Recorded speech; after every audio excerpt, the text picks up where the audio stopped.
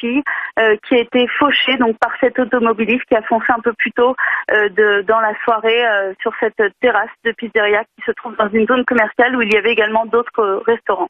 Et l'autre information, donc, c'est que cet homme a été interpellé. Alexandra, on peut même dire qu'il est en ce moment interrogé ? On ne sait pas encore si la garde à vue a déjà formellement débuté. En tous les cas, on sait qu'il a été interpellé par les gendarmes. C'est la section de recherche de la gendarmerie de Paris qui a été saisie de l'enquête. Et donc, s'il a été interpellé, ça veut dire qu'il est en chemin ou en tout cas déjà arrivé dans les locaux de gendarmerie et qu'il va être interrogé dans les toutes prochaines minutes, en tout cas les toutes prochaines heures par les enquêteurs sous le régime de la garde à vue. On ne sait pas encore si ça a formellement commencé, mais ça ne devrait tarder.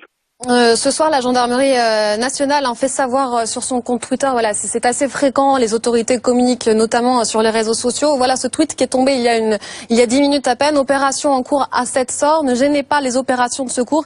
Respectez les périmètres de sécurité. Voilà, la priorité, Alexandra, ce soir, ce sont ces opérations de secours devant cette pizzeria. On sait qu'il y avait du monde. Effectivement, et des opérations de secours, et la gendarmerie le rappelle, l'enquête est toujours en cours sur place puisqu'il va falloir faire des relevés techniques des indices de ce qui s'est passé à cet endroit et puis surtout identifier éventuellement d'autres personnes qui auraient pu se trouver à bord de cette voiture. On ne sait pas pour l'instant si cet homme était seul ou non, s'il agit seul ou non, s'il y avait des complices avec lui dans ce véhicule.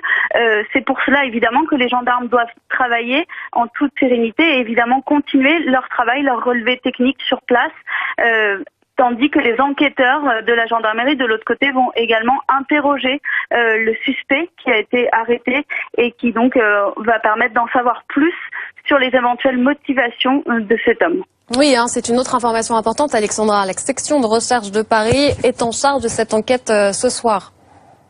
Effectivement, mais pour l'instant, on ne sait, le parquet antiterroriste de Paris n'est pas encore saisi à ce stade, ce qui signifie qu'on ne peut pas encore parler d'actes terroristes, d'attentats. Il va évidemment falloir attendre un petit peu pour en savoir plus sur les motivations de ce suspect qui a été interpellé. Ça, on pourra le savoir dans les prochaines heures, quand les enquêteurs réussiront à en savoir plus sur l'identité d'abord de cet homme et puis ensuite sur ses motivations, sur ce qu'il pourra leur dire pendant cette garde à vue. On reste prudent, Alexandra, mais rappelons quand même le contexte. Il y a même pas une semaine, un homme tentait de forcer le dispositif à la Tour Eiffel. Cette semaine, il y a eu la semaine dernière, il y a eu une attaque contre des militaires. Ne parlons pas d'attentat ce soir. Nous n'en savons rien pour l'instant, mais le contexte est là.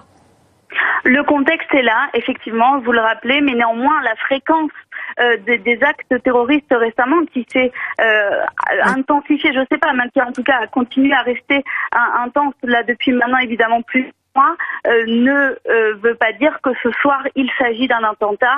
En tous les cas, ce que l'on sait, c'est que cet homme visiblement a foncé volontairement sur cette terrasse où se trouvaient de nombreuses personnes, dont cette petite fille qui a été tuée et ces autres personnes qui ont été blessées. Merci beaucoup Alexandra Gonzalez pour comprendre ce qu'il s'est passé. Évidemment qu'il y a cette image que vous voyez sur l'antenne de BFM TV. On voit vraiment la voiture telle qu'elle a foncé dans cette pizzeria en Seine-et-Marne à Sept-Sort. Il y a aussi les témoignages de ces personnes qui étaient présentes dans la pizzeria à ce moment précis lorsque donc cette voiture, son conducteur qui était à bord, a foncé sur les différentes personnes qui dînaient en terrasse. Témoignage RMC donc d'une de ces personnes qui était dans le restaurant ce soir. J'avais terminé de manger. Au moment d'aller payer, il y a une voiture qui a enfoncé la terrasse, percuté le bar. La voiture s'est encastrée. La voiture a voulu reculer et il y a quelqu'un qui s'est mis derrière pour l'empêcher de reculer. Et après, les gendarmes sont arrivés assez vite et ils l'ont emmené. Dans la panique, je suis sortie. J'ai été me mettre à l'abri assez loin. J'avais peur. Je suis encore un peu choquée d'ailleurs. Pour rentrer dans cette pizzeria, il y a un parking, donc à mon avis c'était volontaire. Pour moi c'est un attentat. Le restaurant, il y avait peut-être une vingtaine de personnes dedans. Tous les gens qui étaient en terrasse, ils ont été fauchés. Voilà, selon moi, mon ressenti, c'était volontaire, c'est ce que nous dit cette personne dans le restaurant. Ce n'est qu'un ressenti, mais on sait en tout cas que cette personne a foncé délibérément dans la pizzeria, Dominique Rizet. Cette personne qui était dans le restaurant dit quelque chose d'intéressant. Il a voulu reculer et quelqu'un apparemment l'en a empêché. Le caractère volontaire de cet acte, en tout cas, ne fait aucun doute ce soir. Oui, c'est ce qui retient notre attention ce soir. Bon, une voiture qui percute une terrasse d'un restaurant après avoir traversé, semble-t-il, le parking. On est plus dans un acte délibéré que dans un accident, ce que l'on a pu croire au départ. Dans le contexte actuel, avec ce qui s'est passé il y a une dizaine de jours, donc à Levallois, effectivement, on craint que ce soit un acte délibéré dicté par peut-être autre chose. Bon, en tout cas, c'est la section de recherche de la gendarmerie de Paris qui, pour l'instant, a été saisie. Ça se passe dans le 77, c'est la Seine-et-Marne, c'est le grand département d'Île-de-France, et c'est une zone gendarmerie. Donc, pour l'instant, c'est la gendarmerie qui est saisie. Encore une fois, la section de recherche de Paris, qui fait de la police judiciaire, jusqu'à plus informé, c'est-à-dire que jusqu'à peut-être que le parquet antiterroriste, et ça se passe souvent comme ça de Paris, se saisissent de l'affaire parce que avec ce contexte d'attaque à la voiture ou au camion qu'on a connu depuis ces dernières semaines et dernières années, eh bien on peut craindre que ce soit un acte dicté par quelque chose qui en ferait une histoire qui serait gérée par le parquet antiterroriste. Mais pour l'instant, on n'a pas plus d'informations. Le parquet antiterroriste qui ne s'est pas saisi pour l'heure, j'ajoute, de ce qui s'est passé. Les réactions étaient autrefois plus rapides, Dominique Rizet. Il y a peut-être plus de prudence désormais? Il y a plus de prudence, aurait dit, parce que on est dans un secteur inattendu. On n'est pas vraiment à Paris ou proche région parisienne. Le 77, c'est un département qui est plutôt à l'endroit où ça se passe. On est éloigné de Paris. Donc j'ai envie de dire que pour la justice, c'est une estimation d'abord, en attendant que les enquêteurs se rendent sur place et donnent plus d'informations. C'est une estimation d'affaires qui est faite par la justice. Dans le contexte qui est celui-ci, que l'on connaît encore une fois, eh bien, d'abord, on va privilégier la thèse de l'accident involontaire, et puis plus les éléments s'affinent. Nous savons dans le témoignage de cette dame qu'on vient d'entendre, qui dit que pour arriver jusqu'à la terrasse de la pizza, il faut traverser le parking. Donc traverser le parking, c'est lancer sa voiture peut-être, sauf parce que le conducteur de la voiture ait perdu connaissance. Donc on va affiner en fonction des premiers éléments que les enquêteurs vont donner.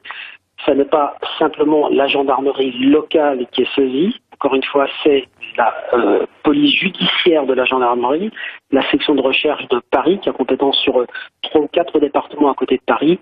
Donc est-ce que ça laisse supposer que on va avoir plus d'éléments vraiment dans l'heure qui vient, parce que les gendarmes sont en train de se rendre sur place. Et un acte délibéré, ça peut être plein de choses, pas forcément un acte terroriste, Dominique. Bien sûr. Vous dites, on reste prudent. Cette enquête, en tout cas, c'est la section de recherche de Paris qui, pour l'instant, en est en charge, c'est-à-dire donc des gendarmes. Ce sont des gendarmes pour l'instant, puisqu'il y a en France, vous savez, une zone police dans les villes, dans les métropoles, et une zone gendarmerie en dehors des villes. Donc, c'est comme ça que démarre une enquête. À partir de là, la section de recherche de Paris est une unité qui traite énormément d'affaires criminelles et des grandes affaires criminelles. Donc ce sont des professionnels de la police judiciaire. Eux diront très très vite en arrivant sur place, et ça sera grâce au témoignage des personnes qui se trouvaient sur place,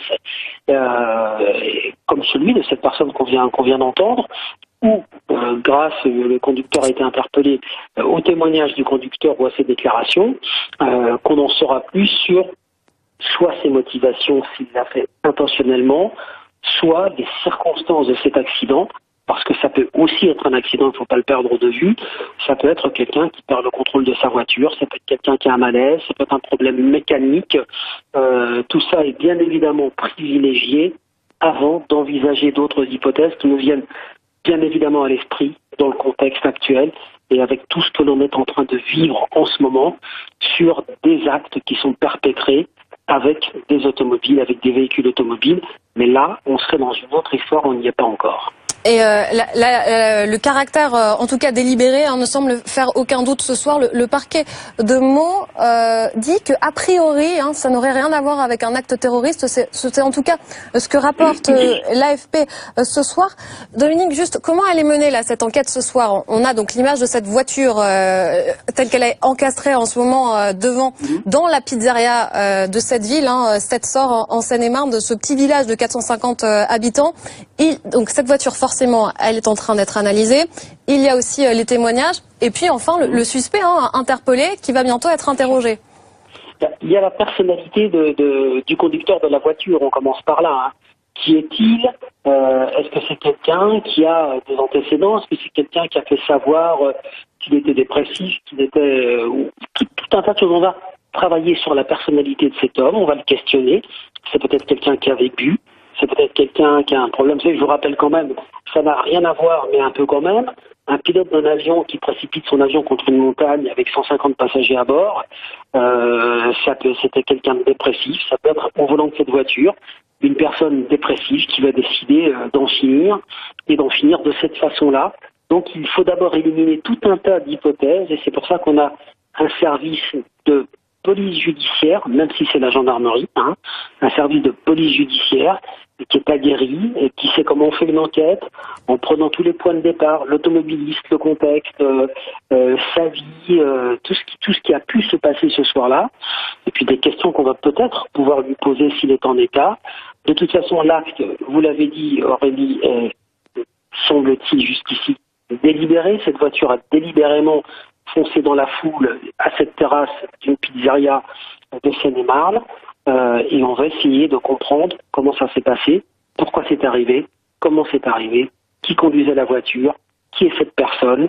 Et une fois qu'on aura tous ces éléments, eh bien on va faire évoluer l'enquête en homicide involontaire ou autre chose de plus.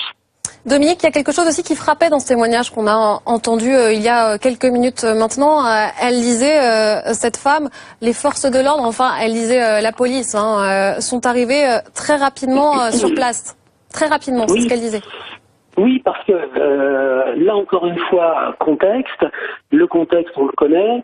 Je rappelle que le précédent gouvernement, quand M. Cazeneuve, Bernard Cazeneuve était ministre de l'Intérieur, avait demandé à ce que des forces de police ou de gendarmerie se rendent le plus rapidement possible et soit à moins de 20 minutes de n'importe quel acte présumé, supposé être un acte terroriste. Donc, les gendarmes et la police sont extrêmement avisés, alertés, réactifs. Et c'est pour ça que les gendarmes se sont rendus, ça peut être la police là-bas, les gendarmes se sont rendus très rapidement sur place.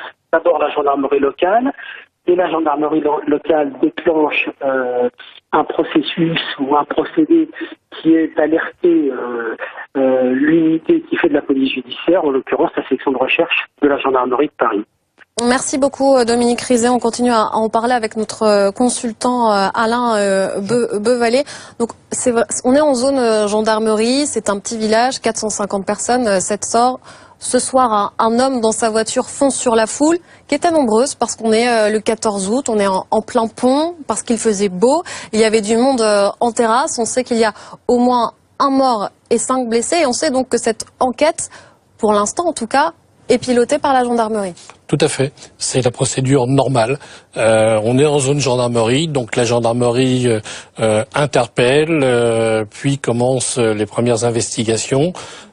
Et vous avez derrière les différents services, dont notamment le service SRPJ de Paris, qui prend la suite. Mais le fait que la gendarmerie intervienne, c'est quelque chose de logique parce qu'on est en zone rurale et que c'est la gendarmerie qui est la première sur place. Et comment mène-t-on une telle enquête pour l'instant? Voilà, il y a cette voiture qui est en cours d'analyse, il y a les témoignages. Les premiers éléments, les premiers instants, excusez-moi, sont importants parce que au-delà de l'enquête, il y a l'interpellé, il y a les blessés.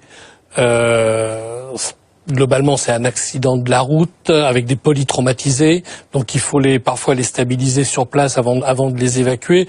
D'où l'importance du tweet que vous avez cité tout à l'heure de la gendarmerie qui demande à ce qu'on ne gêne pas notamment les secours, et ça c'est très important, que les curieux ne se jettent pas sur place, quoi. Mais alors donc après on va la scientifique va s'intéresser au véhicule qu'on va extraire, et puis vous allez avoir en fait globalement 2 enquêtes parallèles, une côté matériel donc sur le véhicule et une sur l'individu par rapport à ses motivations. C'est-à-dire que du coup on va fouiller dans le passé de cet individu qui serait apparemment inconnu des services de renseignement. Ça, on arrive vraiment à le savoir quasiment immédiatement. Ça, on le sait assez vite, parce que on va. Il y a des fichiers à recouper. Comment ça se passe concrètement? Tout à fait. Mais vous avez déjà les casiers judiciaires avec leurs différents niveaux. Vous avez le stick aussi, et tout ça sont des fichiers que les gendarmes et que la police aujourd'hui peuvent croiser et ont accès. Donc c'est quasiment une affaire je vais pas dire de 2 minutes, mais presque, pour savoir si l'individu a des antécédents. Ensuite, on va s'intéresser effectivement à sa vie. Ça, c'est sous réserve qu'il ne parle pas, bien sûr. Quelles sont les personnes qu'il côtoie, quel est son environnement professionnel, familial, associatif, tous ces éléments qui font qu'on va dresser la psychologie de l'individu. Et comment on arrive à les recouper assez vite, ces renseignements? Ça se passe comment? On essaye tout de suite de trouver les proches, d'aller les interroger on va aller au plus vite. On va au domicile d'abord, on trouve le domicile, on y va en premier. On commence par essayer de trouver le domicile du Enquête suspect. de voisinage après? Enquête de voisinage, bien sûr, enquête vis-à-vis de la famille. Et les proches qui sont pas toujours interrogés sous le régime de la garde à vue d'ailleurs.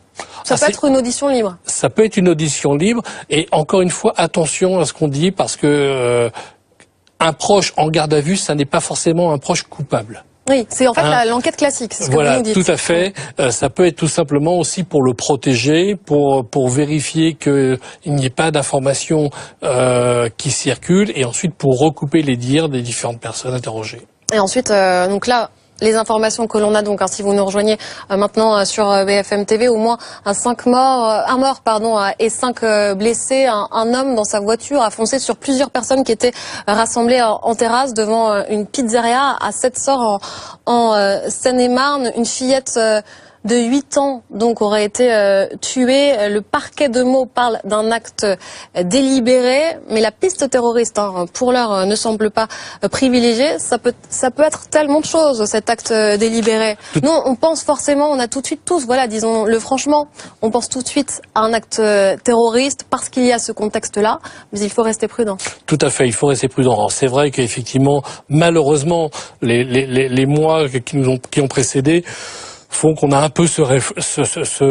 réflexe, et puis on est dans un environnement sécuritaire aujourd'hui dans lequel nous sommes tous très très très imprégnés. Puis il y a le 15 août avec beaucoup de forces de police et de gendarmerie qui sont sur le terrain. Mais soyons encore une fois très prudents. Ça peut être une affaire criminelle, ça peut être une vengeance, ça peut être un individu sous l'effet d'alcool ou de stupéfiants, ça peut être quelqu'un, pourtant c'est un terme que j'utilise rarement, mais de déséquilibré. Il y a plein d'options, donc il faut attendre les premiers résultats de l'enquête. Et la fillette qui a été tuée n'avait pas 8 ans, mais 13 ans. Il y avait une incertitude sur l'âge, au moins un mort et 5 blessés ce soir à Sept-Sors en Seine-et-Marne. Un homme a foncé sur plusieurs personnes. Dominique Rizet, voilà pour le bilan. Ce que l'on sait également ce soir, c'est que cet homme a été interpellé. Est-ce qu'on sait s'il a été interrogé ?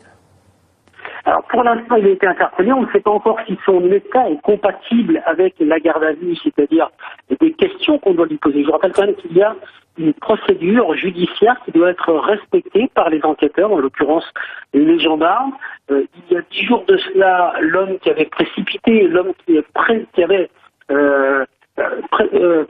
sa voiture donc sur les militaires à Levallois, et qui était blessé avec plusieurs balles sur l'autoroute, n'a pas pu être entendu tout de suite.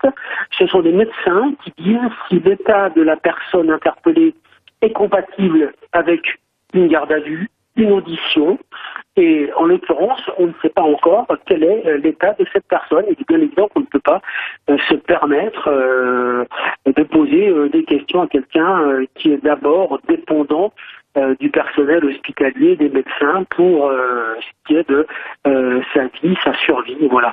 Donc on ne sait pas encore dans quel état est cette personne, mais bien évidemment, dès que son état sera compatible avec une audition, eh bien, il va être entendu. Alors, est-ce qu'il sera entendu par les gendarmes de la section de recherche de Paris dans le cadre d'une affaire qui serait un homicide involontaire commis avec sa voiture parce que cet homme est, comme le disait notre invité tout à l'heure, quelqu'un qui serait un déséquilibré, une personne qui a voulu se venger, une personne alcoolisée.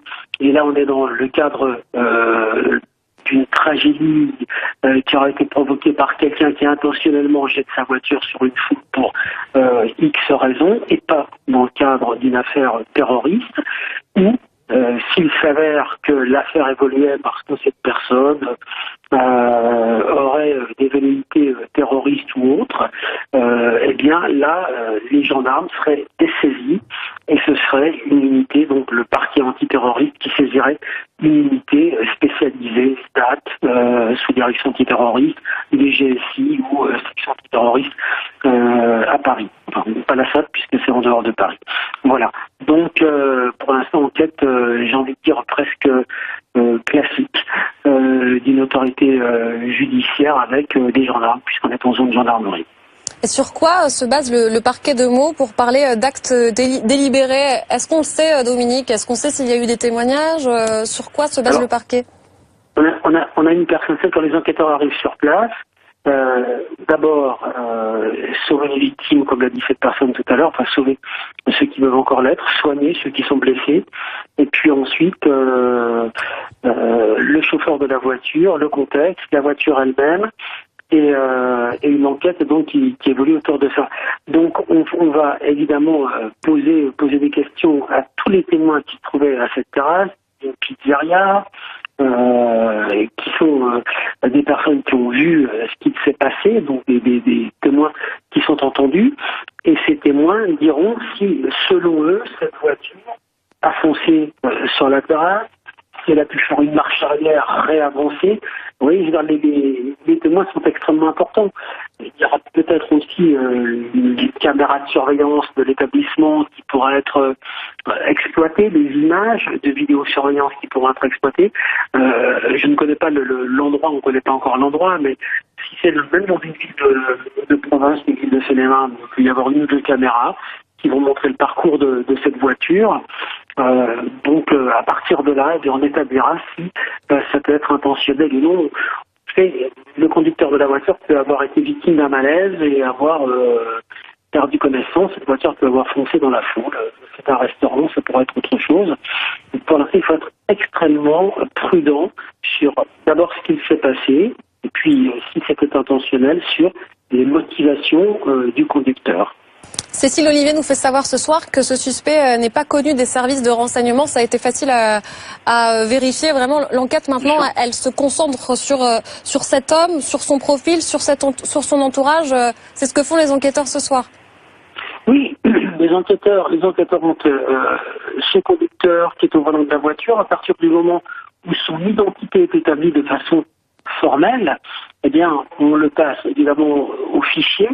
C'est le traitement des antécédents judiciaires, le TAJ, pour savoir qui il est-ce qu'il est connu, c'est ce qui s'est passé. On le rappelle aussi la semaine dernière à Levallois, lorsqu'un homme a foncé délibérément sur les soldats de l'opération Sentinelle. On n'est pas là-dedans, mais on est dans la vérification de l'identité d'une personne qui se trouve au volant d'une voiture, qui percute des personnes qui sont attablées à la terrasse d'un restaurant. Donc on cherche qui il est.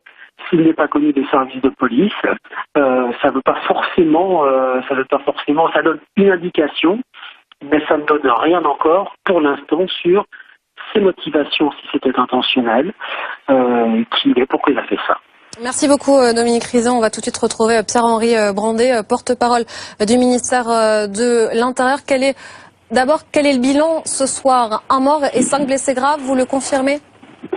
C'est un bilan effectivement extrêmement lourd que je peux vous confirmer puisque une jeune fille de 13 ans a trouvé la mort lors de cet événement tragique qui s'est déroulé peu après 20 heures.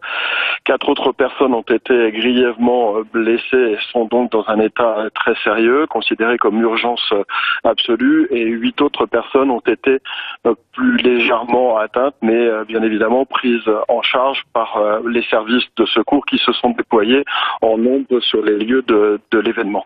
Et que savez-vous donc du déroulé des faits? Vous parlez toujours d'actes délibérés ce soir? Il semble que le caractère délibéré ne fasse pas grand doute. L'individu aurait foncé sur cette pizzeria délibérément. L'individu qui a été neutralisé sans difficulté et interpellé par les gendarmes immédiatement, et il n'a pas opposé de résistance. C'est un individu qui est né en 1985, inconnu des services de la justice, inconnu également des services de police et de renseignement, et qui, selon les premiers éléments qui semblent nous remonter, aurait fait une tentative de suicide la semaine dernière. Maintenant, l'enquête qui vient de débuter, diligentée sous l'autorité du procureur de la République, devra déterminer quelles étaient et quelles ont été les motivations de cet individu qui s'est livré à cet acte a priori bien délibéré. Est-ce à dire que la piste terroriste est écartée là ce soir? Je ne peux pas vous dire que la piste terroriste est écartée, mais elle n'est pas forcément la piste privilégiée à l'heure où nous parlons. On étudie toutes les pistes, mais les premiers éléments ne vont pas dans le sens d'une piste et d'une action terroriste. Mais il faut être bien évidemment extrêmement prudent. C'est l'enquête judiciaire qui devra le déterminer avec précision. Pour l'instant, on en est toujours sur place à la prise en charge des victimes, les plus gravement atteintes qui ont été évacuées vers les hôpitaux de la région. Les personnes les plus légèrement touchées sont également prises en charge, et il y a évidemment une assistance psychologique mise en place pour tous ceux qui ont été témoins de cette scène qui a été une scène d'une violence inouïe. Le suspect a pu être interrogé ce soir ? Le suspect a commencé à être entendu par les gendarmes. Les investigations ne font que commencer. Il y a des investigations qui seront longues et minutieuses sur place, notamment sur la scène de l'événement. Et bien évidemment, l'individu va être interpellé, mais bien évidemment aussi, les premières investigations ont commencé. Il fallait interroger les fichiers, notamment le fichier TAGE des antécédents judiciaires. Il n'apparaît pas, cet individu qui est un individu français, n'apparaît pas dans ce fichier des antécédents judiciaires, comme il n'apparaît pas dans les fichiers de renseignement et les fichiers de police. C'est une indication a priori, c'était donc un inconnu des services de police et de la justice. Et qui pilote donc cette enquête ce soir ? Ce soir, c'est la gendarmerie nationale et la section de recherche de Paris qui se déplacent sur les lieux, et le parquet antiterroriste ne s'est pas saisi de cette affaire à l'heure où nous vous parlons. Rappelons donc le profil de cet homme. Il est français, il est né en 85, ça veut dire qu'il a 31, 32 ans ? Oui, c'est ça. C'est un individu âgé d'une trentaine d'années et qui, selon les premiers éléments et donc selon les premières déclarations qu'il aurait faites aux gendarmes qui l'ont interpellé, aurait fait une tentative de suicide la semaine dernière. Donc, est-ce un individu avec un profil psychologique instable? Était-ce un individu dépressif? C'est l'enquête qui va le déterminer maintenant.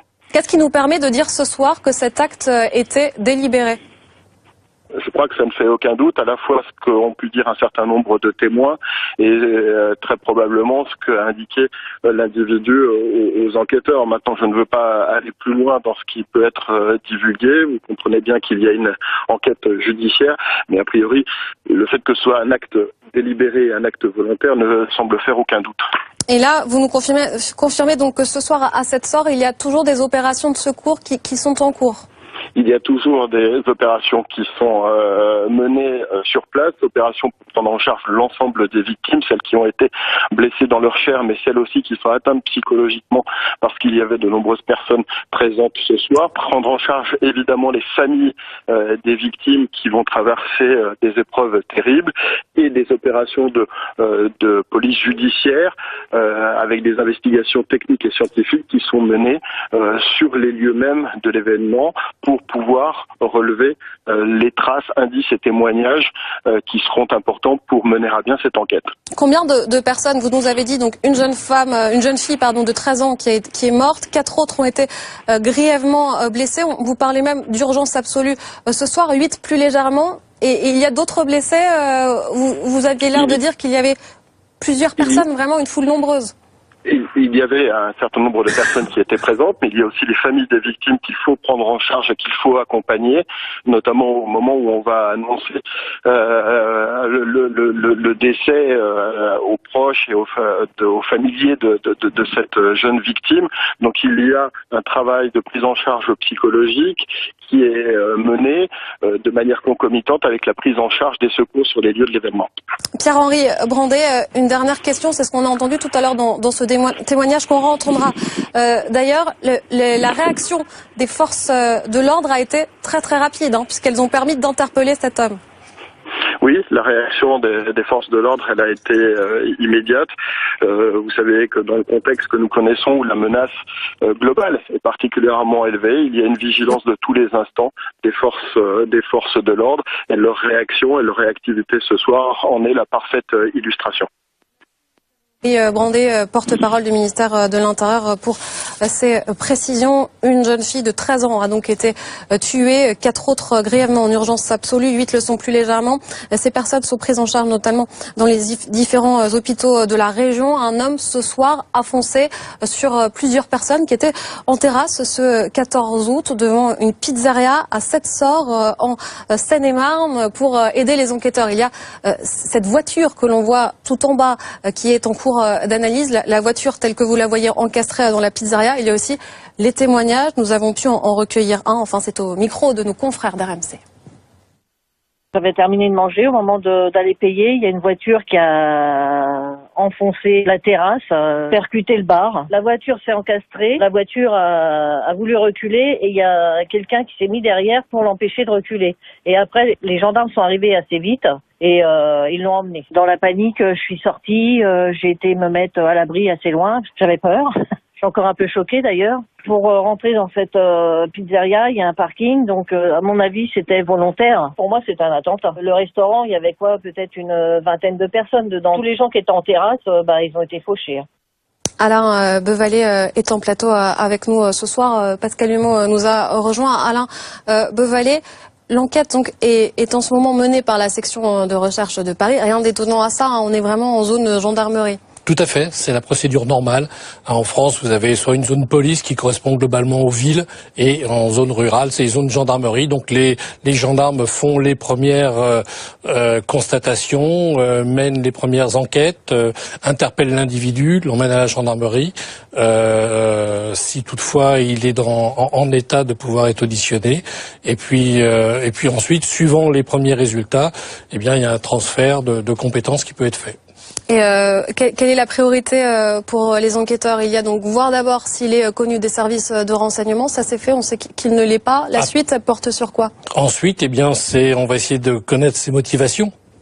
Donc encore une fois, pour connaître ses motivations, il faut que l'individu parle, et là, je ne connais pas son état ni de santé ni psychologique. Tout à l'heure, votre journaliste a fait une analogie intéressante avec ce fameux pilote d'avion qui s'est jeté contre une montagne, même si c'est pas tout à fait pareil, mais on peut être face à des individus Parce que là, ce qu'on nous dit, c'est que il avait, c'est ce qu'a voulu en tout cas. Voilà, on parle d'une tentative de suicide la semaine dernière. C'est ce que vient nous dire le porte-parole du ministère de l'Intérieur. Forcément, tous ces éléments, ils ont une importance. Celui-là en particulier. Celui-là en particulier, parce qu'effectivement, si ça démontre une réelle instabilité psychologique de l'individu, ça va permettre d'écarter assez rapidement d'autres pistes. Donc il y a aussi cette voiture là que l'on voit à l'image. Les analyses, elles portent là-dessus ce soir. Complètement, c'est-à-dire que vous avez en fait deux... Qu'est-ce qu'on va regarder? Alors, est-ce que c'est son véhicule? Est-ce que c'est un véhicule de location? Est-ce qu'il était seul à bord? Est-ce qu'il y a des pièces d'identité? Est-ce qu'on va trouver des produits, alcool, stupéfiants ou autres à l'intérieur du véhicule? On va essayer de faire parler, si vous voulez, le véhicule, tout ce qui va pouvoir amener des éléments complémentaires à l'enquête pour découvrir plus rapidement les motivations. Vous voulez dire, oui, il y a 2 enquêtes, en fait. Tout à fait. En fait, vous avez 2 enquêtes parallèles, une enquête matérielle, si je puis dire, et une enquête sur l'individu. Et donc l'enquête sur le matériel, est-ce que les caméras de vidéosurveillance peuvent aussi aider à en savoir plus sur le côté délibéré ou non de l'acte? Complètement, c'est-à-dire, alors pour être franc avec vous, je ne connais pas la zone, mais vous avez certainement les caméras de l'établissement en tant que tel, puis les caméras VP, voie publique, d'accord, où on va pouvoir retracer le parcours du véhicule, voir s'il a volontairement accéléré, par exemple, ou bien s'il a brusquement changé de trajectoire. Incident mécanique, ça c'est déjà produit. Donc tout ça sont des éléments complémentaires qu'il va falloir analyser pour la suite de l'enquête. 22h41 sur BFM TV, un mort, 4 blessés graves en urgence absolue. Ce sont les dernières précisions du porte-parole du ministère de l'Intérieur. Marion Dubreuil de RMC, du service police-justice de RMC est avec nous ce soir. Marion, que sait-on exactement du déroulé des faits? Alors pour le moment, on sait que vers 20h30, dans la soirée, une BMW a foncé sur la terrasse d'une pizzeria. Ce soir-là, il y avait du monde dans le restaurant, une quinzaine de personnes attablées en terrasse, d'après des témoins. La voiture a percuté plusieurs clients, 12 blessés au moins, 5 dans un état grave, dont un blessé en urgence absolue. Il s'agit d'un enfant. Une jeune fille de 13 ans est décédée des suites de ses blessures. Le conducteur a été interpellé très rapidement par les gendarmes de la Ferté-sous-Jouarre, une commune limitrophe, et d'après une source proche de l'enquête, le suspect est inconnu des services de police et de gendarmerie. Dans ses premières déclarations, il aurait dit qu'il voulait se suicider. On n'en sait pas plus à ce stade sur ses motivations, mais pour le moment, d'après des sources proches de l'enquête, il n'y a aucun élément qui ferait penser à du terrorisme. Oui, là, le porte-parole du ministère de l'Intérieur nous disait que cette piste n'était pas privilégiée ni écartée. En ce qui concerne cet homme, donc il parle d'un Français né en 1985, inconnu des services de renseignement, inconnu de la justice, qui avait fait une tentative de suicide la semaine dernière. Forcément, on fouille dans son passé. L'acte terroriste n'est pas avéré au moment où on se parle. Non, pour le moment, en tout cas, le parquet antiterroriste, la section antiterroriste du parquet de Paris ne s'est pas saisie de l'affaire. Dans ces cas-là, ça peut aller très vite quand il y a des soupçons forts pour attentat ou terrorisme. En général, le parquet de Paris, sa section antiterroriste, se saisit très peu de temps après les faits. Et pour le moment, on n'est pas dans ce cas de figure. On va retrouver Dominique Rizet, notre consultant police-justice pour BFM TV. Dominique, vous nous le disiez, restons prudents, restons prudents. La dernière information, donc, c'est que cet homme n'est pas connu des services de renseignement, qu'il a fait une tentative de suicide la semaine dernière.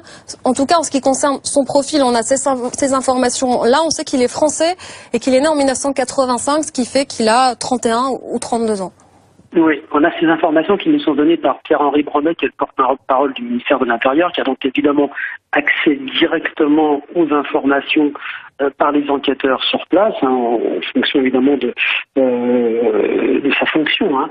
Et c'est intéressant parce que il me dit, cet homme a déclaré aux gendarmes intervenants, primo-intervenants sur ce drame, qu'il avait fait la semaine dernière une tentative de suicide. Donc c'est lui qui dit aux gendarmes. Tout ça reste à vérifier. Mais Pierre-Henri Bromet nous parle d'une personne qui est dépressive, avec un profil psychologique instable, et qui jette sa voiture délibérément contre la terrasse de cette pizzeria. Donc on commence à voir évidemment un acte avec des faits, voilà. Mais cet acte se situe dans un contexte que nous vivons malheureusement depuis 3 ans, qui fait de nous des personnes extrêmement sensibles et réceptives à tout ce qui peut se passer à partir de là. Hein, une voiture jetée délibérément dans la foule. Donc on pense bien sûr tout de suite à un acte terroriste, et puis bien évidemment en fonction de ce qu'il s'est passé ce soir-là, on revient à la prudence qui s'impose à nous. Donc un homme qui a une trentaine d'années, 32 ans, qui est dépressif, qui dit aux gendarmes qu'il a fait une tentative de suicide la semaine dernière, qui est instable, qui est un profil de psy. Donc, mais qui a quand même jeté sa voiture délibérément sur cette terrasse, qui a tenté de faire une marche arrière, donc de dégager son véhicule. Et on voit aussi, c'est intéressant, la réaction des gens qui sont là ce soir-là, puisque une personne se met derrière la voiture pour l'empêcher de recommencer, peut-être de prendre de la vitesse pour retourner précipiter son véhicule avec un peu d'inertie, plus d'inertie en tout cas, sur la foule. Donc on a des gens qui réagissent, on a cette dame qui témoigne sur BFM TV et qui nous dit voilà, je me suis reculé, je me suis caché, je me suis protégé, pardon. Donc quelque chose qui est hyper sensible pour nous tous, aussi bien pour ces personnes qui se trouvaient dans ce restaurant, et quand je dis ça, entendez-moi bien, perdu au milieu de nulle part, on est dans le 77, on est dans un lieu paisible de la région parisienne, on est un soir de vacances, du mois d'août, il n'y a personne, la région parisienne est déserte, tout le monde est en vacances, mais on a des personnes qui, parce qu'on les alerte, parce qu'on vit ce que l'on est en train de vivre tous en ce moment, qui sont très réceptives, très réactives. Voilà, donc, et puis on revient ensuite à la personnalité et aux motivations de cet homme qui va être entendu. Hein. Donc, puisqu'il a déjà dit qu'il avait fait une tentative de suicide la semaine dernière, ça veut dire que son audition est possible et qu'elle a déjà dû commencer par la gendarmerie, la section de recherche de Paris. Donc, cet homme qui va s'expliquer, espérons-le en tout cas, sur ce qu'il a poussé ou ce qu'il a motivé ou ce qu'il a fait, qu'il a commis cet acte. Moi, je reviens sur ce dont on parlait tout à l'heure et Alain Devalet le reprenait, sur ce pilote d'avion qui avait précipité un avion tout entier qui pilotait ou qui copilotait après s'être débarrassé du pilote et qui était parti à l'intérieur de la cabine et qui avait fermé la porte derrière lui, qui a précipité cet avion sur une montagne. On se demande toujours pourquoi, on ne comprendra jamais, et on sait qu'il avait un profil lui aussi instable, dépressif, tentative de suicide. Donc est-ce que c'est ça? Ça ne change rien au malheur de toutes ces victimes et au décès de cette pauvre jeune fille de 13 ans. Ça change sur les motivations de celui qui a fait ça et sur ce que nous sommes en train de vivre en ce moment. Donc voilà quoi. Et cette enquête, ça restera, si on est dans cette configuration-là, une enquête pour homicide involontaire qui sera confiée à un service de gendarmerie de la section de recherche de Paris. Si vous êtes le parquet antiterroriste de Paris, qui est quand même là lui aussi extrêmement vigilant, réceptif, ne s'est pas saisi, c'est que pour l'instant on va plutôt vers cette hypothèse d'un acte commis par un déséquilibré ou dépressif. Voilà. Merci Dominique Rizet, on vous retrouvera plus tard, 11h moins le quart sur BFM TV. Pascal Humeau, on y voit plus clair sur ce qui s'est passé en Seine-et-Marne ce soir. Oui, voilà pour ce que l'on sait de ce qui s'est passé à Sept-Sors ce soir, aux alentours de 20h30. Un homme au volant de sa voiture, une berline allemande, a foncé volontairement, donc de manière totalement délibérée, dans la devanture d'une pizzeria de la zone industrielle de Sept-Sors, tout près de la Ferté-sous-Jouarre. C'est en Seine-et-Marne. Je le dis tout de suite, les premiers éléments de l'enquête, et je cite Pierre-Henri Brandet, le porte-parole du ministère de l'Intérieur, ne vont pas pour l'instant dans le sens d'une piste terroriste. Quoi qu'il en soit, cet homme, au volant de sa voiture, enfonçant délibérément dans cette pizzeria, a tué une jeune fille, une fillette de 13 ans. 4 personnes sont grièvement blessées, selon, encore une fois, Pierre-Henri Brandet, le porte-parole du ministère de l'Intérieur, mais d'autres d'autres sources font état de bilans plus élevés. 8 personnes, par ailleurs, sont blessées de manière beaucoup plus légère. Et d'ailleurs, ce soir, à 22h48, des opérations de secours sont encore en cours dans cette pizzeria, opération de soutien psychologique. Des personnes n'ont pas été blessées, mais fragilisées psychologiquement. La prise en charge des familles des victimes a encore lieu dans cette pizzeria, évidemment. Les équipes d'investigation technique et scientifique sont sur place pour analyser en tout premier lieu, eh bien, cette voiture que l'automobiliste a voulu sortir de la pizzeria après y être entré de manière violente. Vous voyez sur cette photo, est tout à fait délibéré.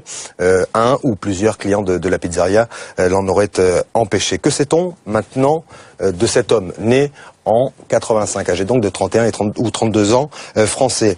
Il a commencé à être entendu par les gendarmes. Il est inconnu des services de police, inconnu aussi des services de renseignement.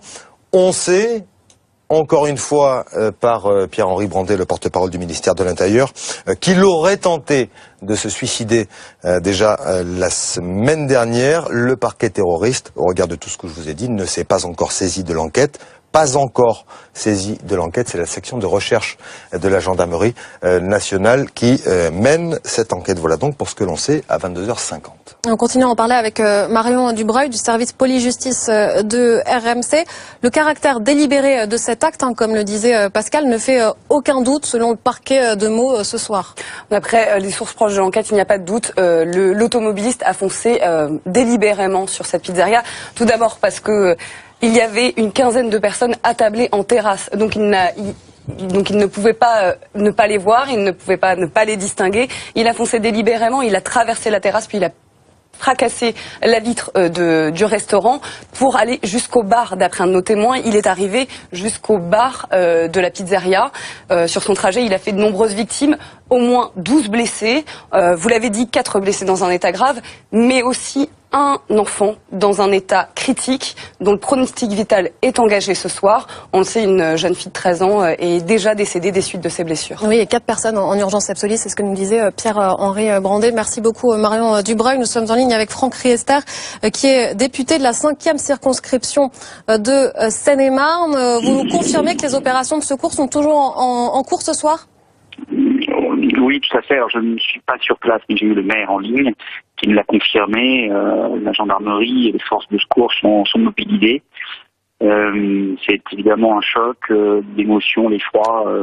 Difficile de caractériser ce qui vient de se passer. C'est un terrible drame et je voudrais vraiment témoigner évidemment de ma solidarité avec les familles des victimes, les victimes.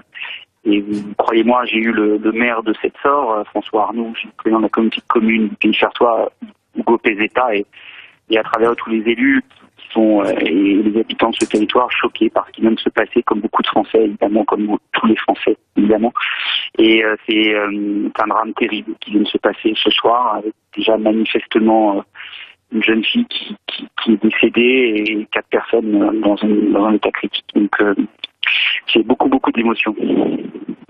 Et que sait-on, vous qui connaissez l'endroit de Sept-Sort, petit village, 450 habitants, cette pizzeria, est-ce que vous pouvez nous aider à localiser le quartier ?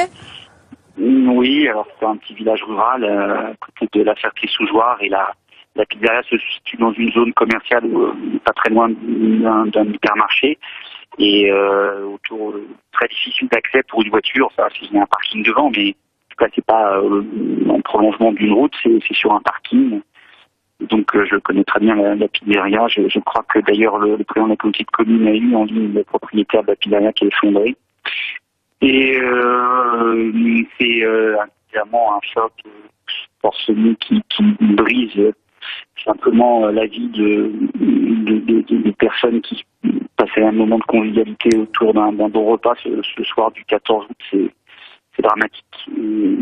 Encore une fois, toutes mes pensées sont aux forces de secours qui font un travail remarquable. Le maire m'a dit qu'ils étaient mobilisés depuis plusieurs minutes, plusieurs heures, voire pour aider celles et ceux qui sont aujourd'hui touchés. Et il faut saluer ces gens qui sont mobilisés toujours quand on en a besoin, avec beaucoup de dévouement, de sens de l'intérêt général. C'est remarquable. Merci Franck Riester d'avoir réagi sur BFM TV. Tout de suite, retrouvons Jérémy Père qui est sur place pour BFM TV. Jérémy, on le voit derrière vous, le dispositif de sécurité qui contient donc ces opérations de secours qui ont lieu ce soir. Exactement, vous pouvez le voir sur ces images de Maxime Vigier. Eh bien, il y a un véhicule de police qui bloque la route ici, entre la D21 et la D603, à peu près 1,5 km du lieu de cette attaque qui est situé donc à 1,5 km, juste devant cette voiture des gendarmes, cette pizzeria qui est située à 1,5 km de ce barrage de police. On a pu voir plusieurs ambulances quitter ce barrage, toutes sirènes hurlantes évidemment, et de nombreuses voitures de gendarmerie gendarmerie qui sont venus dans le sens inverse, eux aussi toutes sirènes hurlantes. Je vous rappelle ce qui s'est passé, il était 20h15 tout à l'heure ici, et une voiture une BMW a foncé délibérément sur une terrasse de cette pizzeria.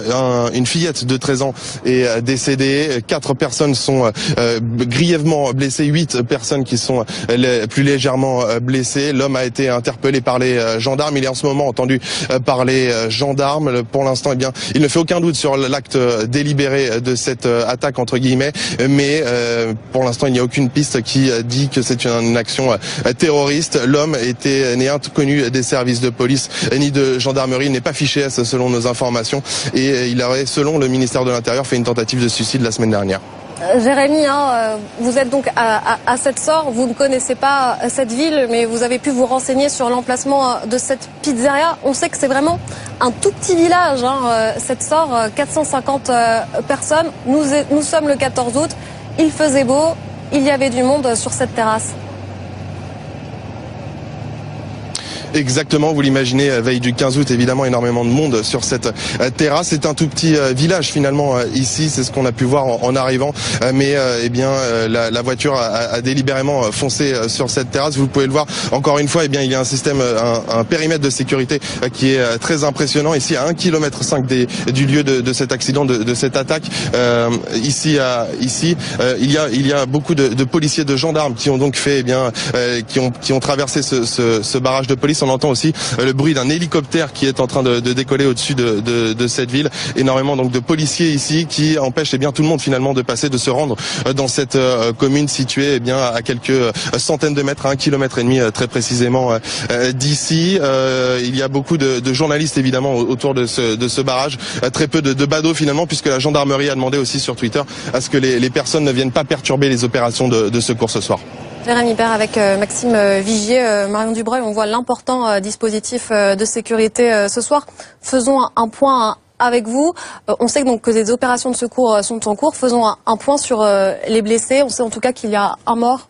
On sait qu'il y a un mort, il s'agit d'une jeune fille de 13 ans qui est décédée des suites de ses blessures. On sait également qu'il y a 12 blessés. Parmi ces blessés, il y en a 4 dans un état grave.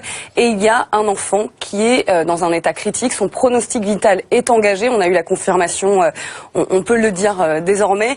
Voilà, c'est un bilan très lourd pour, on le rappelle, des faits qui se sont produits en quelques minutes à peine, même quelques secondes, d'après les témoins qui étaient sur place.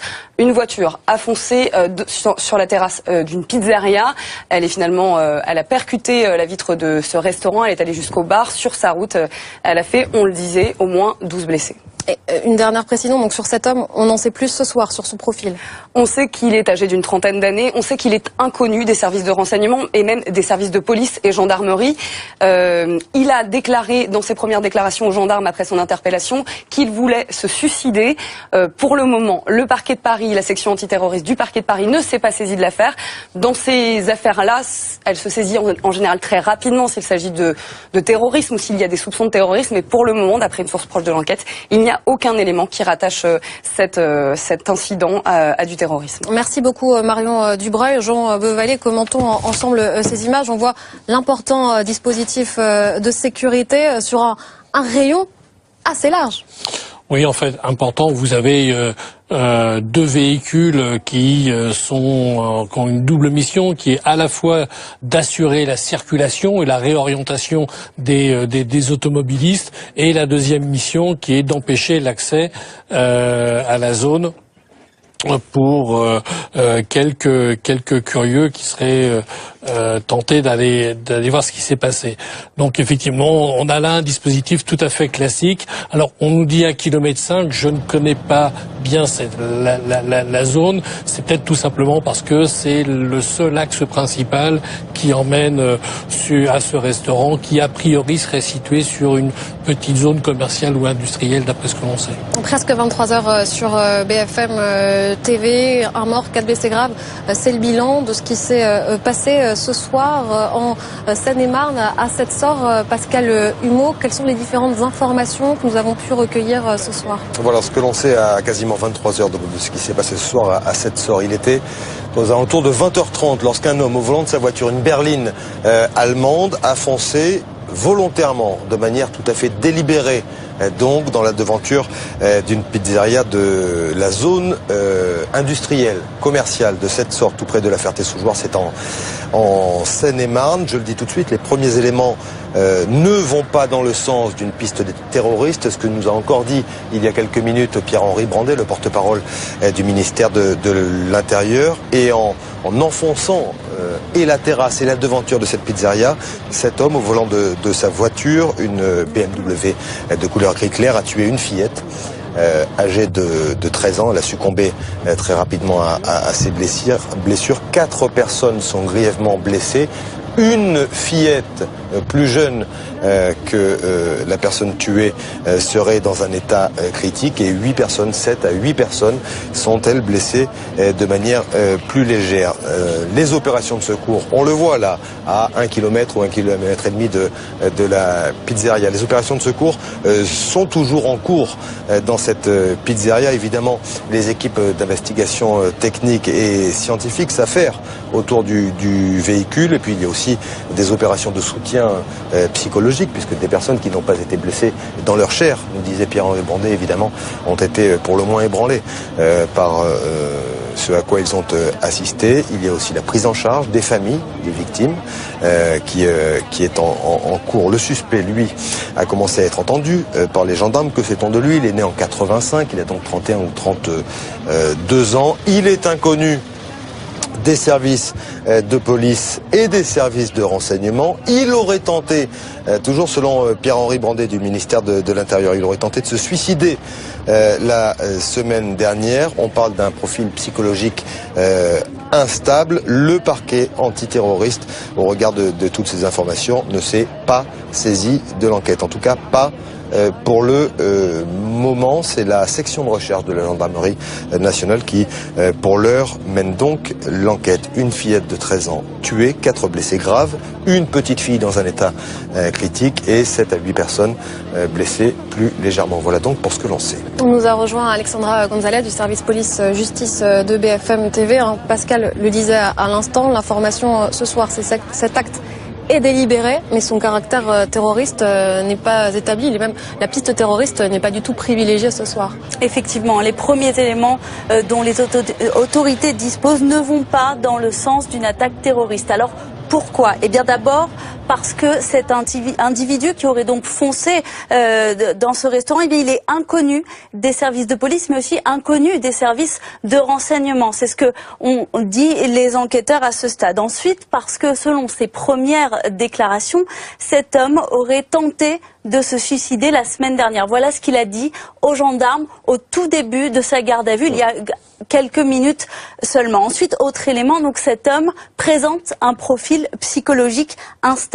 Et enfin, le parquet antiterroriste ne s'est pas saisi à ce stade de l'enquête. Autant d'éléments qui montrent que pour l'instant, rien ne laisse à penser qu'il s'agit d'un acte terroriste. On voit à l'image le dispositif de sécurité. On sait que les opérations de secours ont toujours lieu en ce moment à Cette-Sort en Seine-et-Marne.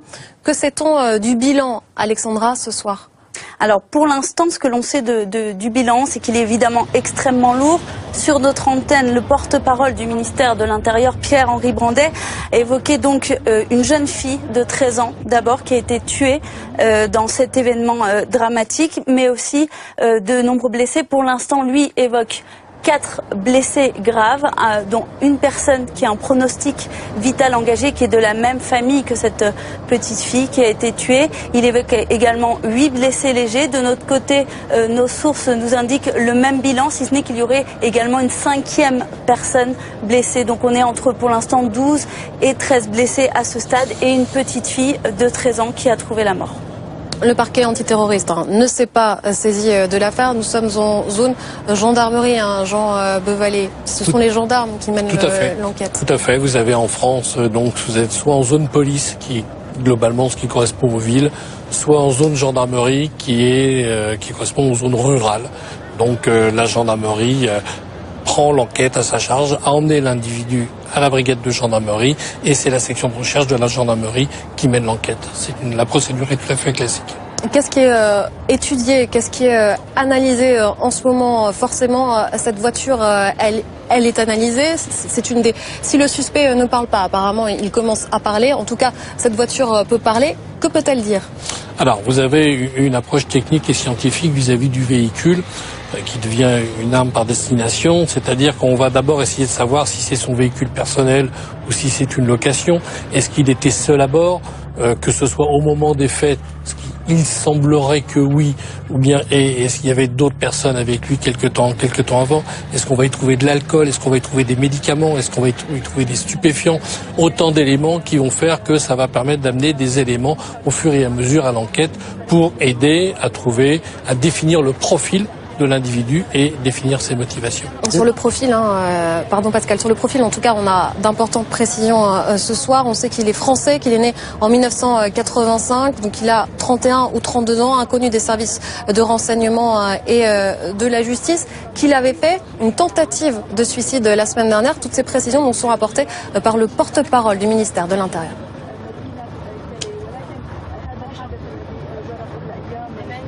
Il semble que le caractère délibéré ne fasse pas grand doute. L'individu aurait foncé sur cette pizzeria délibérément. L'individu qui a été neutralisé sans difficulté et interpellé par les gendarmes immédiatement, et il n'a pas opposé de résistance.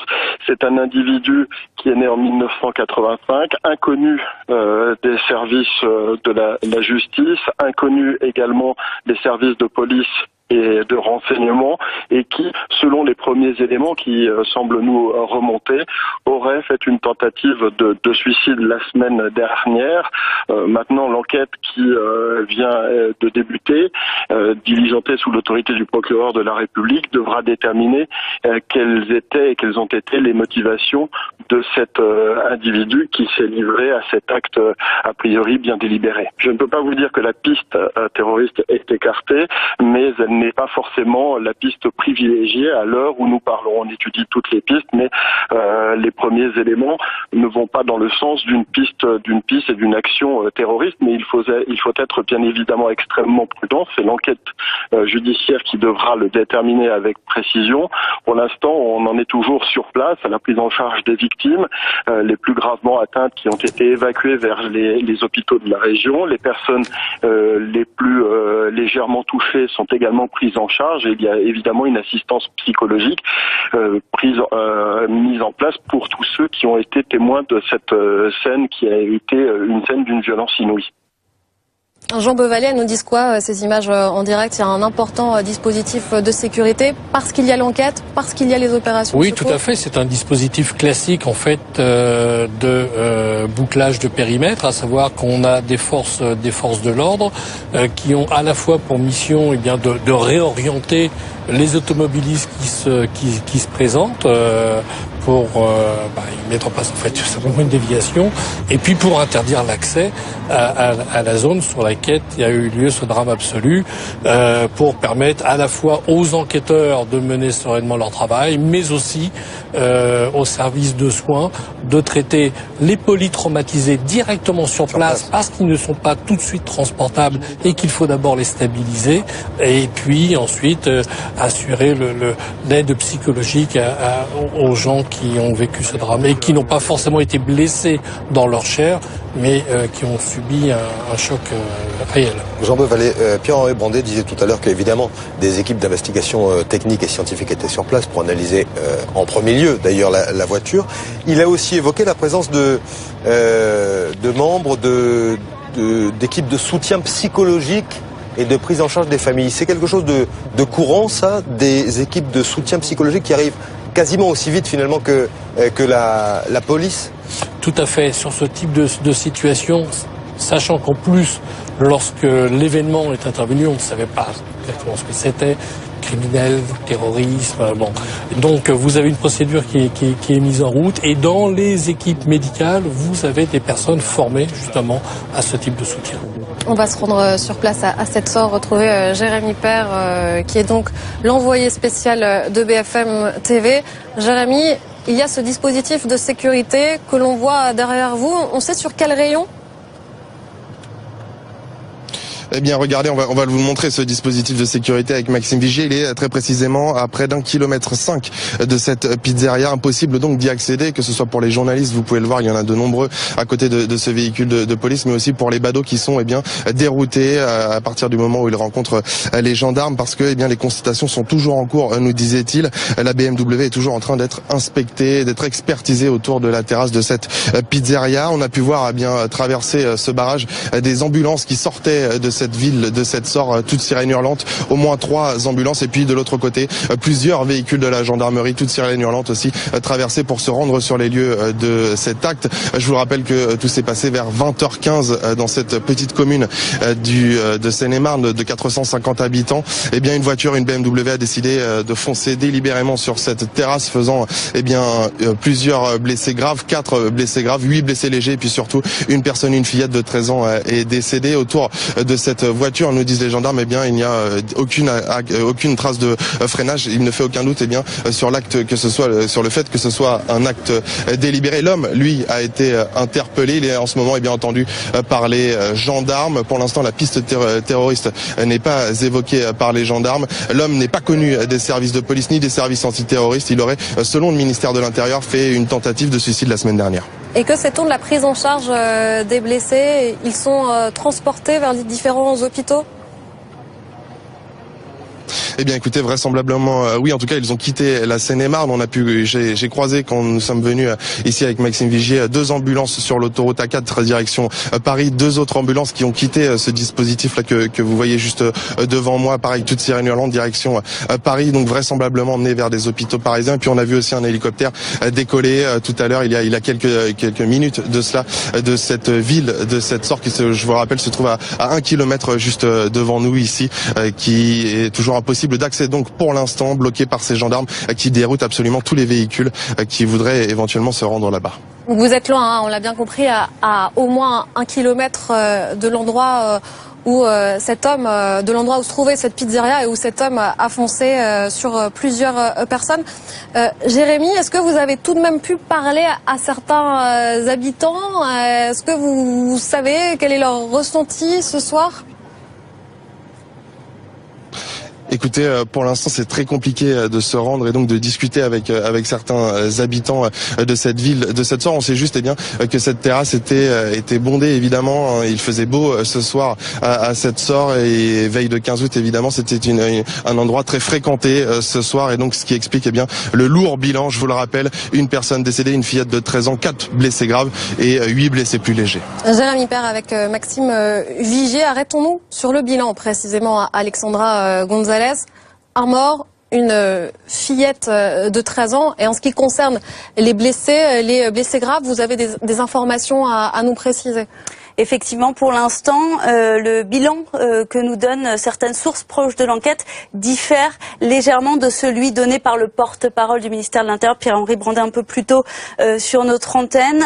Lui évoquait donc évidemment une jeune fille de 13 ans, malheureusement, qui a été tuée dans cet événement, ainsi que 4 blessés graves, dont un enfant dont le pronostic vital est engagé, et 8 blessés légers. Nous, de notre côté, notre bilan est un petit peu plus important, puisqu'on nous parle de 5 blessés graves et 8 blessés légers. Et en ce qui concerne l'enquête, on en sait déjà beaucoup plus sur cet homme.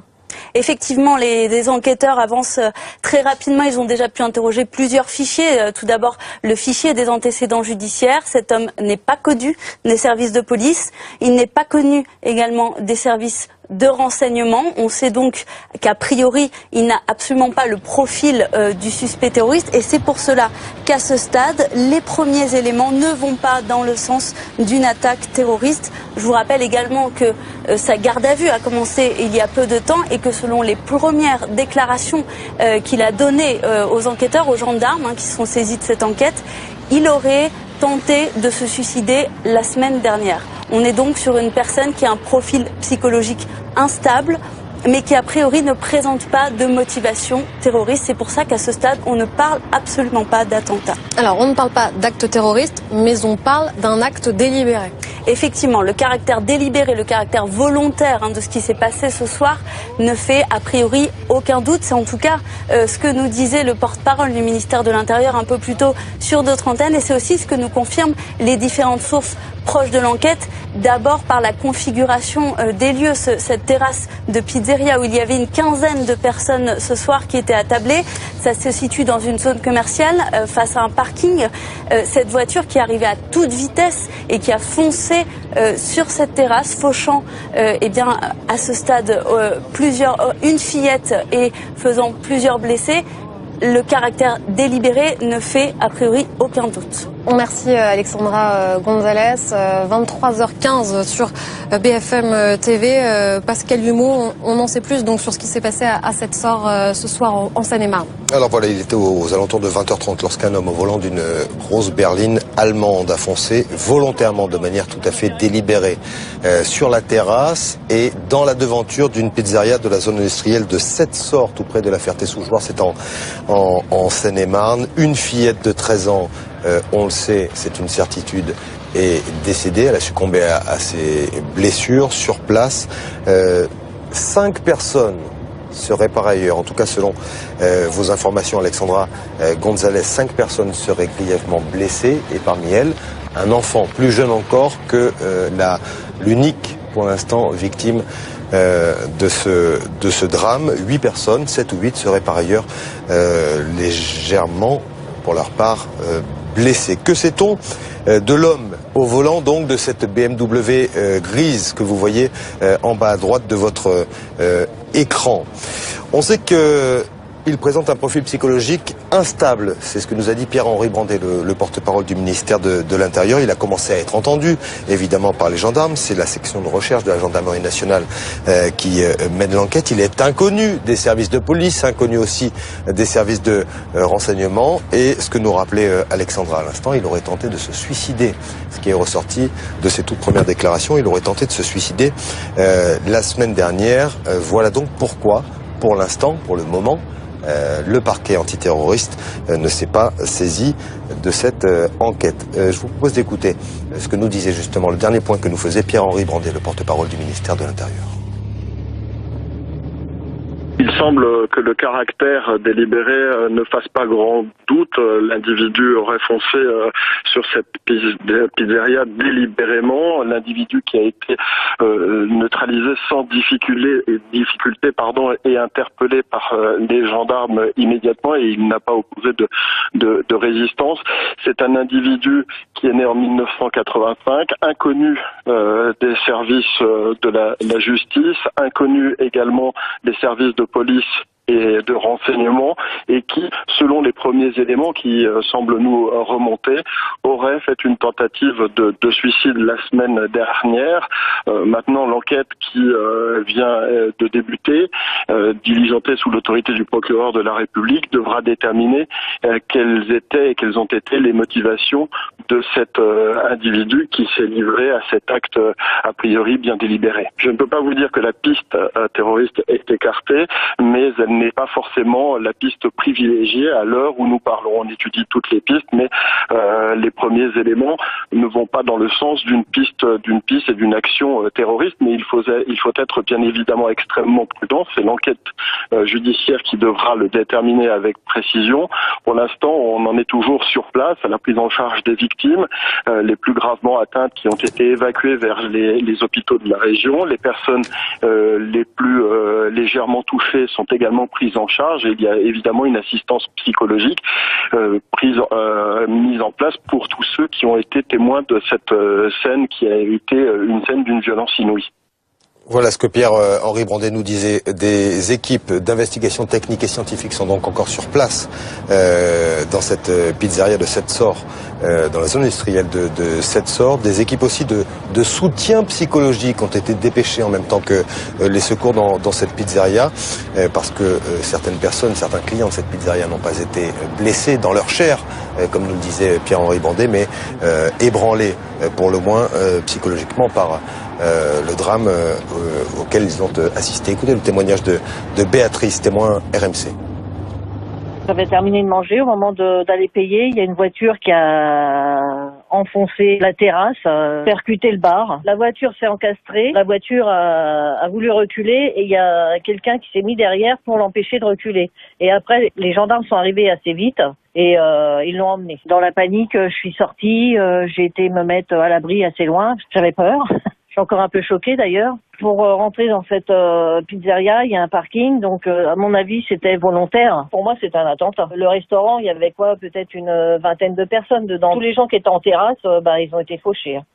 Voilà, à mon avis, c'était un attentat, c'est ce qu'elle dit forcément sous le coup de l'émotion. La piste terroriste n'est pas privilégiée. Le porte-parole du ministère de l'Intérieur insistait bien sur le profil psychologique de cet homme qui aurait tenté de se suicider la semaine dernière. Mais ce que dit cette témoin est intéressant. Elle dit, il fonce dans la pizzeria, ensuite il essaye de reculer. Est-ce que ce genre de témoignages ont-ils permis justement de conclure un acte délibéré?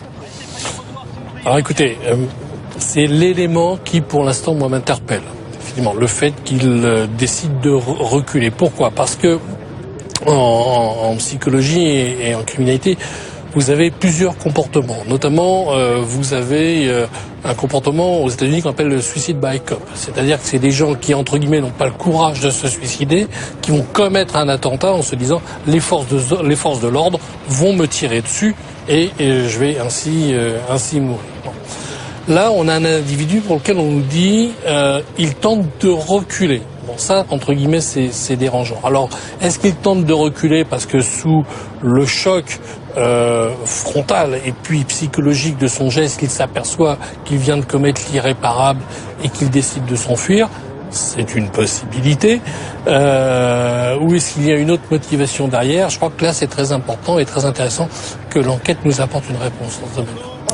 Une autre chose qu'elle dit et qui est intéressante, la rapidité des forces de l'ordre. Elle dit voilà, quelqu'un a pu le bloquer quand il a voulu sortir et puis la police, dit-elle, est rapidement intervenue. Tout à fait, parce que dans le gouvernement précédent, le ministre de l'Intérieur avait souhaité que l'ensemble des forces de l'ordre sur le territoire soit quasiment à 2 minutes, je crois, de toute intervention possible. D'où le maillage police, gendarmerie et je dirais entre guillemets piquet d'intervention, force d'intervention rapide qui puisse comme ça se déplacer. C'est ce qui explique notamment la rapidité avec laquelle les gendarmes sont arrivés sur le lieu. On voit sur les images le choc, son intensité. Alexandra Gonzalez, toujours est-il que cet homme est en état d'être interrogé ce soir. Il a déjà dit des choses en garde à vue. Effectivement, ce sont les premiers éléments qui nous sont remontés des sources proches de l'enquête. Selon ses premières déclarations, l'homme a déclaré qu'il avait tenté de se suicider la semaine dernière, ce qui permet aux enquêteurs d'ores et déjà de deviner un profil psychologique instable. On nous parle d'une personne dépressive qui est née donc en 1985. Il a donc une trentaine d'années. Il est très jeune. L'enquête judiciaire devra effectivement déterminer avec précision les motivations, les circonstances de cette attaque. Mais ce soir, en tout cas, ce que l'on peut dire, c'est qu'à ce stade, la piste d'un acte terroriste n'est absolument pas privilégiée par les gendarmes qui sont saisis de cette enquête. Parce qu'il n'est pas connu non plus des services de renseignement, ça on l'a su très rapidement. Très rapidement, on a su qu'effectivement il n'apparaissait dans aucun fichier de renseignement, il n'a par ailleurs aucun antécédent judiciaire, il n'apparaît pas dans les radars ni de la police ni de la justice. Et que sait-on du bilan ce soir? Il y avait beaucoup de monde en terrasse, le 14 août, il faisait beau, que sait-on? Pour l'instant, le ministère de l'Intérieur donne un premier bilan. Une petite fille de 13 ans qui a succombé à ses blessures. 4 blessés graves, dont un enfant, dont le pronostic vital est engagé, et 8 blessés légers. Toutes ces personnes ont ensuite été évacuées effectivement vers les hôpitaux les plus proches. Jean Beauvalet, qu'est-ce qu'on peut dire de cette voiture, cette berline allemande là, de couleur gris clair que l'on voit à l'écran et au volant de laquelle un homme s'est encastré de manière tout à fait délibérée sur la terrasse et dans la devanture d'une pizzeria? Qu'est-ce qu'on peut en dire? Des hommes de la police scientifique et technique évidemment sont dessus. Est-ce qu'ils vont l'analyser toute la nuit, durant les heures qui viennent sur place, ou est-ce qu'ils vont la remorquer jusqu'à leurs locaux? Assurément pas tout de suite. D'abord, on voit sous la violence du choc que le véhicule donc a foncé sur les gens qui étaient en terrasse, a traversé la vitrine et a priori serait même allé quasiment jusqu'au comptoir de l'établissement. Dans un premier temps, on analyse le véhicule in situ, sur place. Ça, c'est impératif. Le véhicule ne bouge pas de façon à ne pas polluer ce qu'on appelle la Seine. À partir de ce moment-là, on va faire les premières analyses, premières recherches, premières investigations, premières fouilles du véhicule. Et puis, quand la police scientifique, les gendarmes scientifiques décident qu'ils n'ont plus rien à rechercher, le véhicule, à ce moment-là, est retiré, remorqué, bâché pour des analyses complémentaires. On cherche quoi? On cherche s'il y avait de l'alcool, de la drogue, ce genre de choses? On va chercher, d'abord, est-ce que c'est son véhicule? Est-ce que c'est un véhicule qui a été prêté? Est-ce que c'est un véhicule qui a été loué? Est-ce qu'il était seul à bord? Est-ce qu'il y a eu d'autres occupants quelques minutes avant ou quelques heures avant? Est-ce qu'il y avait des médicaments? Alors, pourquoi pas, d'une personne dépressive, oui. Donc il peut très bien être sous le coup de consommation médicamenteuse excessive. Ça peut être de l'alcool, ça peut être de la drogue.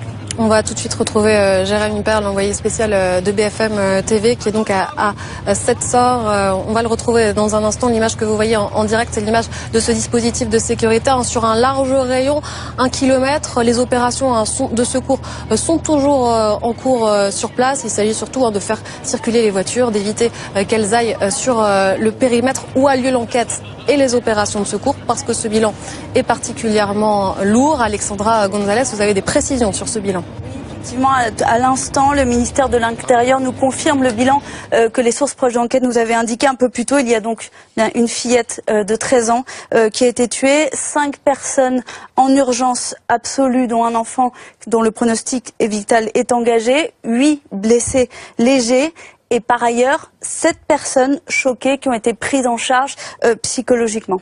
Voilà donc pour ce tout dernier bilan que vous nous donnez, Alexandra Gonzalez, bilan qu'on va donc réactualiser. Une fillette de 13 ans a été tuée lors de cet acte qui a eu lieu donc vers 20h15, 20h30 à Sept-Sors. On est à 20 minutes de Meaux, à 1 heure de Paris, en Seine-et-Marne. 5 personnes en urgence absolue, dont un enfant, 8 blessés légers, vous nous le disiez, et 7 personnes choquées. Voilà donc l'information à retenir ce soir. On fera un point dans un instant avec vous, Alexandra, sur le profil de cet homme. D'abord, retrouvons Jérémy Perle qui ce soir est sur place.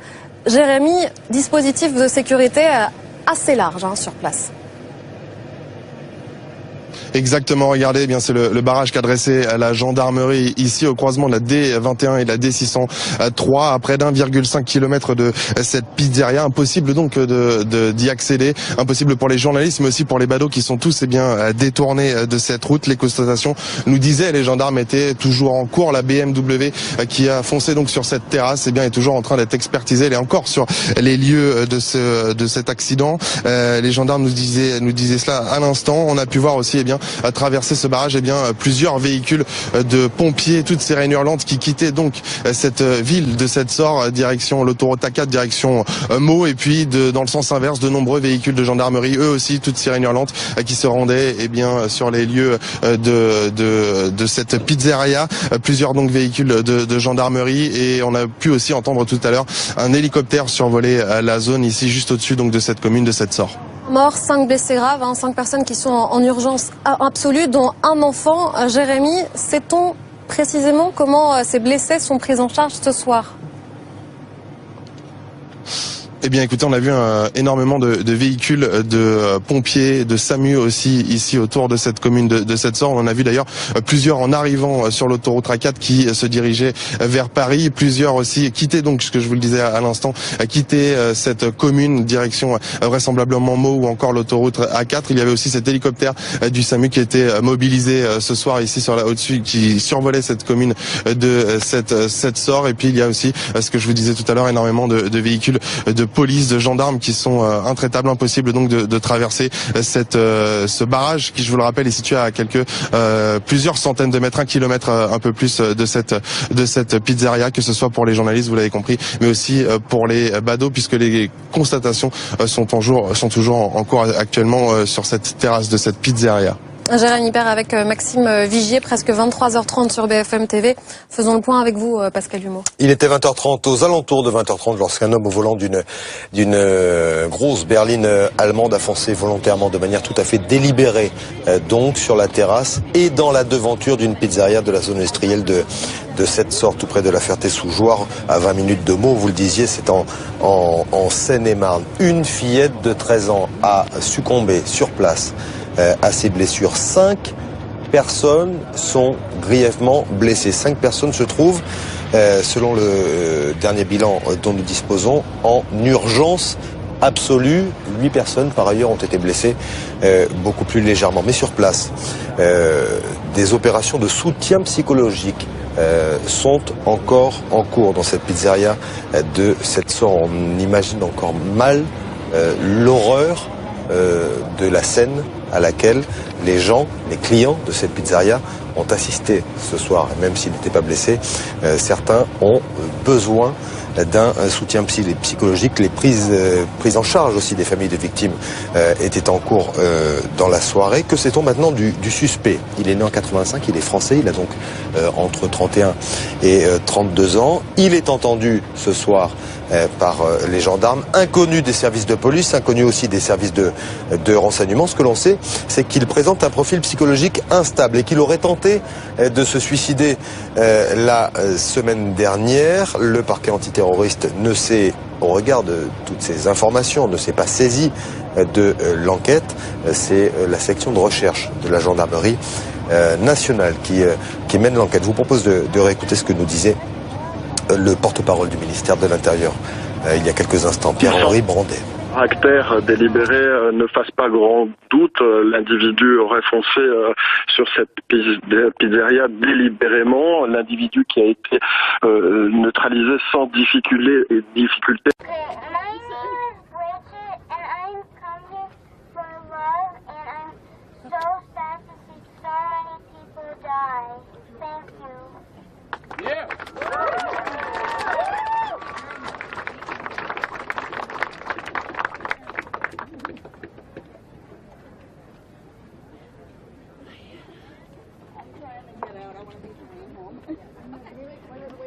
Hey, can we make room? Thank you. Thank you.